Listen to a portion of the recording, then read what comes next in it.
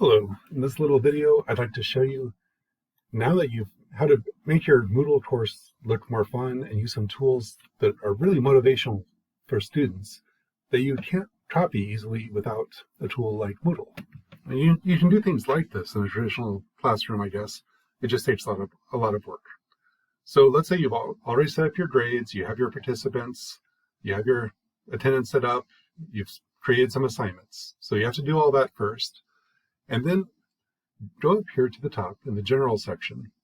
And I usually put this in general because the general section is the one they always see first. This appears no matter which unit you're in the course. So add an activity or resource and add the checklist. Just for consistency, I use the same titles for things in every one of my classes. It's a design choice that makes it so students don't have to actually read everything every time they log in. They can just look and click, which is helpful. So the checklist is a to-do list that reminds students of their progress through the course. So you have the checklist. I don't usually put in any instructions. I make it so that students can add their own items if they want, and they can add their own comments. The updates by students only means that when the student does the assignment, it will be updated. And I don't have to go in and do anything with this. This just runs automatically for me once it's set up. Add due dates to the calendar. Yeah, if a student wants to add their own thing to the list, it'll appear on their calendar too. 100 points for this. Now I've already graded the assignments, so I make that nothing. Then show course modules in the checklist. Be sure to say yes, usually for the whole, I do this for the whole course. Make it so students can see it, get an idea of what's coming up in the whole course. Now you can always add, every assignment you add from now on will be added to the checklist. So this is not a contract with the students that you won't change anything, but it's a way of letting them know what's coming up. So I'd say, yeah, let's put it in for the whole group. Check off modules when complete. Let's see, when the modules are complete, yes cannot override. It's my favorite choice. What this means is if you give an assignment for a forum, for example, and the student completes the assignment, it will automatically be marked as checked. If they don't, and the student can't change that. So this means it's all automatic. No, the students don't have to mark anything on the checklist, and the teacher doesn't have to mark anything. And then activity completion, say no, do not show activity completion because I want students to go to this all the time. So those are the settings you want. Then go to save and display. And this is what it looks like from the teacher point of view. From the student's point of view, I'm going to switch my role here so that I'm seeing from a student's point of view. Yeah. Okay, so they'll see the assignment and they'll see these are the assignments that are coming up. And I can write comments here if I want to. Should say like, great unit. I don't know. Whatever you want to write, the student can write and save things if they want to. They don't have to though.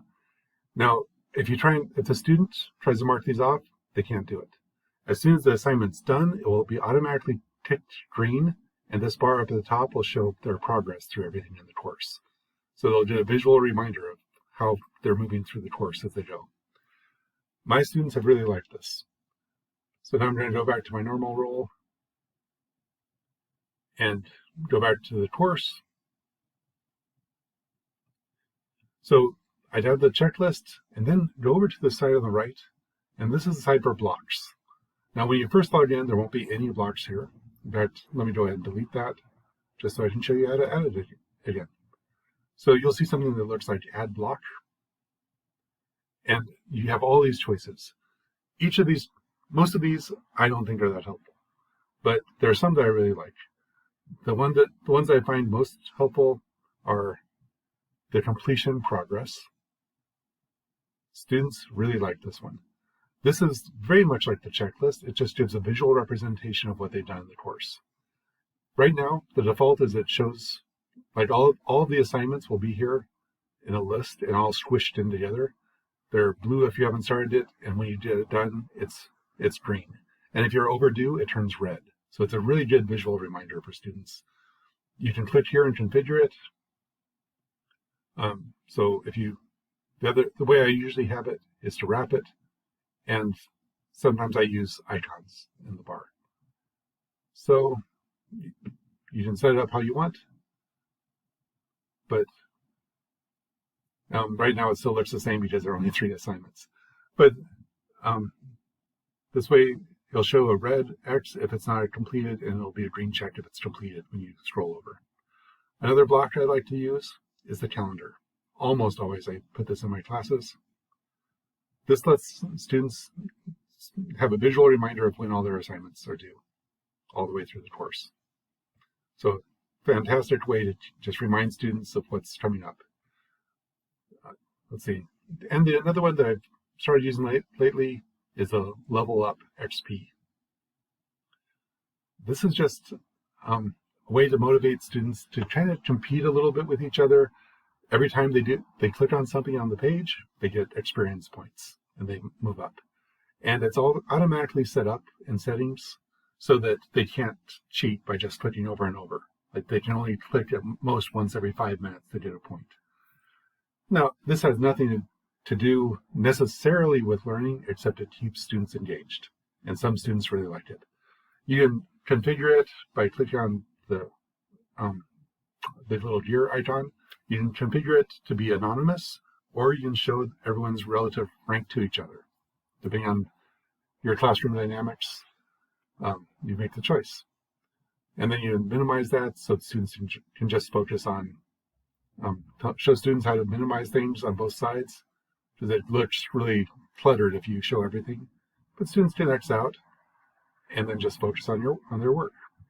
You notice since I put in due dates for these, the dates all appear here. They will also appear on the calendar. And when the student goes back to their dashboard up at the top, it will appear on their dashboard as assignments they have to do. So with this, you're almost done with the basics of setting up a Moodle course. Hope you have fun with it, and hope this helps.